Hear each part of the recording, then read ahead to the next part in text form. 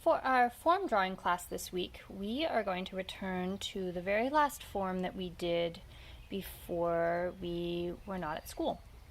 And there's my puppy. She's curious. uh, so, what we did initially was walk it on the stage. Many different students got up and would walk one of the lines of this form.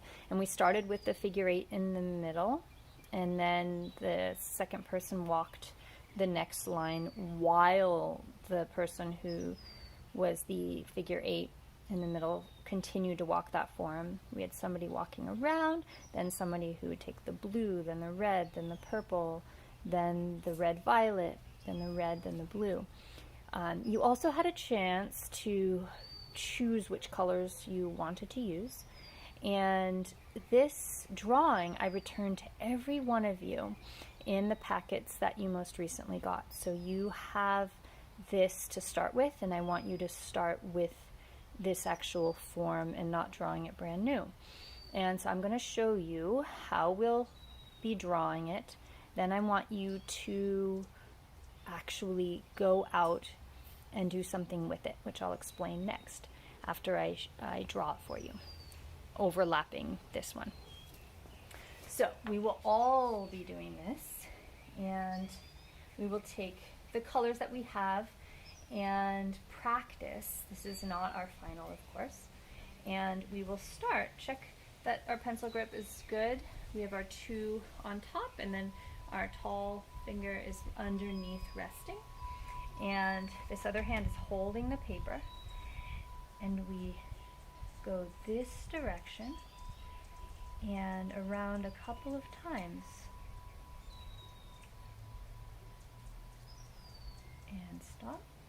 And then I will take the next color, and I'll start at the top, and I will go this way around very carefully, and then the next one very carefully. My eyes do not leave the page. I am very careful with how I shape it so that it's the same distance from the blue as the blue is from the red, but also on every side. I'm just really, really careful. And then this next one, all the way around my eyes, follow the tip.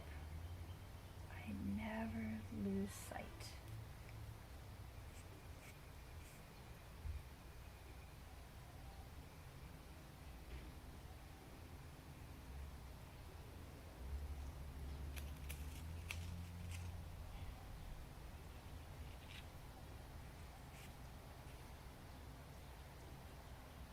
It's a little bit harder as we go because it's bigger and bigger and bigger, and so our eyes have to stretch, and we're trying to be so careful about the distance from the one far. It's like these are like hugging circles, and they're holding each other.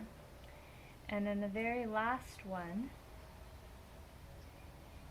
is like the grandfather. We had another form where it was the grandparent who was holding everybody, all the children, all their parents, and then the whole group. Okay, so now I want you to use rocks from your neighborhood, or from your house, from your backyard, or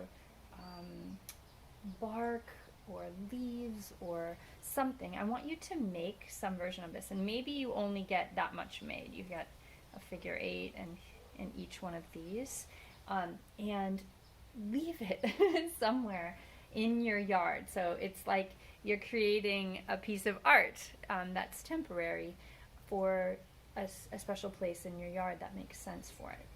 So that's the very next thing I want you to do. I would also challenge you to try to run it. So do a tiny little one, and then you hop, and then you go around, and you hop, and then you run around, and there, and hop, and run and hop and run and hop. And the last one. And maybe this is some grass that you have nearby. You want to fill the whole space.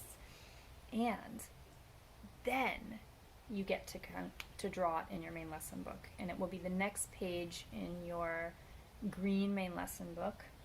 And if you have a blank slate here, it will look like that. And of course, it will be in your main lesson book, but you'll want to see where you're going to put your figure 8 and then how you'll draw.